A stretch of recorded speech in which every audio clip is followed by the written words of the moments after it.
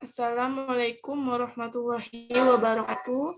Kepada Ibu Vivin, selaku dosen pengampu mata kuliah Psikologi Pendidikan yang saya hormati, dan teman-teman semua yang saya banggakan.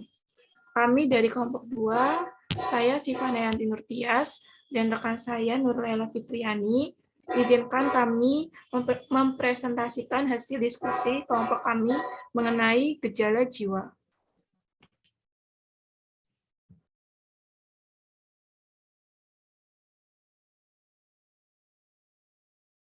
Yang pertama yaitu meliputi pengertian dari gejala jiwa. Psikologi berasal dari bahasa Yunani kuno. Psyche artinya jiwa dan juga logos artinya kata. Artinya psikologi merupakan ilmu yang mempelajari tingkah laku dan proses mental. Ilmu psikologi adalah suatu ilmu yang digunakan untuk mempelajari tentang jiwa, baik mengenai macam, gejala, proses, maupun latar belakang. Psikologi mempelajari tentang perbedaan nyawa dan jiwa. Nyawa merupakan daya jasmani yang adanya bergantung pada hidup jasmaniah dan menimbulkan hidup badaniah atau behavior. Perilaku yaitu perbuatan yang ditimbulkan karena adanya proses belajar.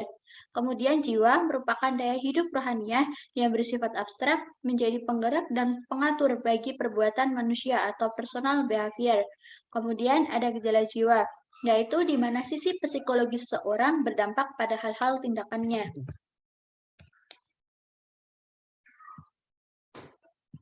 Kemudian ada macam-macam gejala jiwa. Yang pertama yaitu gejala jiwa kognisi atau pengenalan. Kognisi itu mencakup pada perolehan, penataan, pengetahuan, dan terdiri atas satu penginderaan seperti penglihatan, pendengaran, pengecap, pembau, dan perabaan. Kemudian ada tanggapan atau persepsi. Tanggapan adalah sebagai bayangan yang tinggal dalam ingatan setelah kita melakukan pengamatan. Ada 3 macam tanggapan. Yang pertama yaitu masa lampau atau tanggapan ingatan, tanggapan masa datang atau tanggapan mengantisipasi, kemudian tanggapan masa kini atau tanggapan representatif. Kemudian ada memori. Memori merupakan simpanan informasi-informasi yang diperoleh dan diserap dari lingkungan yang kemudian diolah sesuai dengan individu yang bersangkutan. Memori juga merupakan suatu proses biologi. Kemudian ada berpikir dan juga intelijensi. Gejala jiwa konasi atau kemauan. Kemauan merupakan salah satu fungsi kehidupan manusia, dapat diartikan sebagai aktivitas psikis yang mengandung usaha aktif dan berhubungan dengan pelaksanaan suatu tujuan.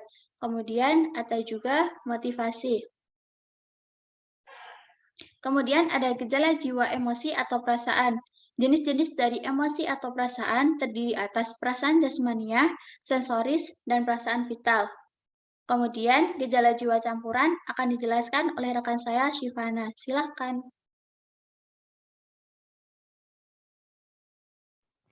Selanjutnya yang keempat, gejala jiwa campuran. Gejala jiwa campuran meliputi perhatian, sugesti, dan kelelahan. Perhatian diartikan sebagai suatu reaksi yang dilakukan oleh organisme dan kesadaran seseorang. Perhatian ialah konsentrasi atau aktivitas jiwa kita terhadap pengamatan, pengertian, dan sebagainya. Perhatian adalah reaksi umum yang menyebabkan bertambahnya aktivitas daya konsentrasi dan fokus terhadap satu objek, baik di dalam maupun di luar dirinya.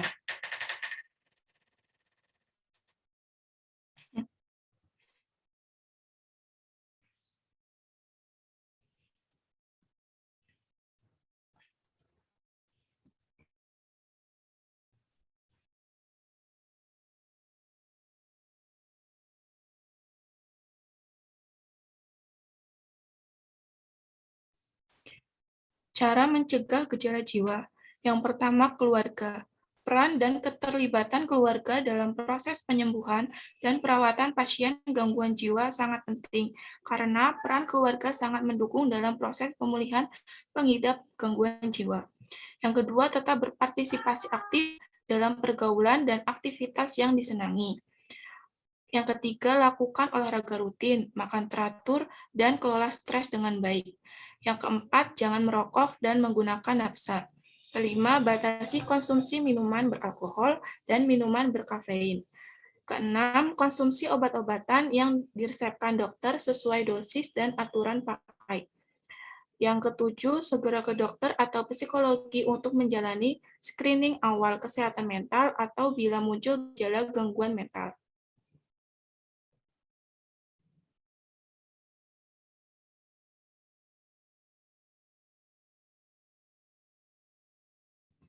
Kemudian pengobatan kesehatan mental atau gejala jiwa.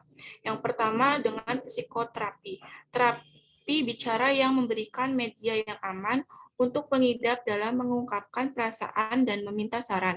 Beberapa contoh psikoterapi antara lain cognitive behavior therapy, exposure therapy, dialectical behavior therapy, dan sebagainya.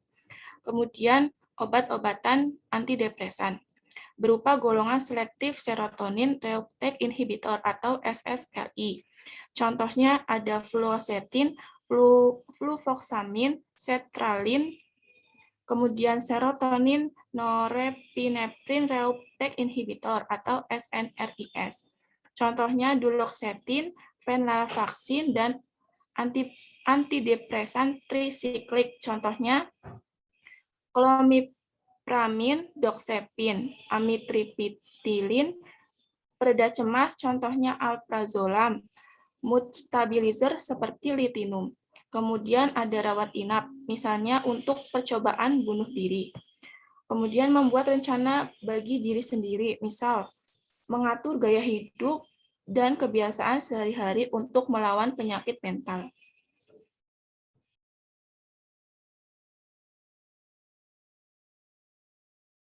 Berikut merupakan contoh ekspresi dari berbagai macam gejala jiwa.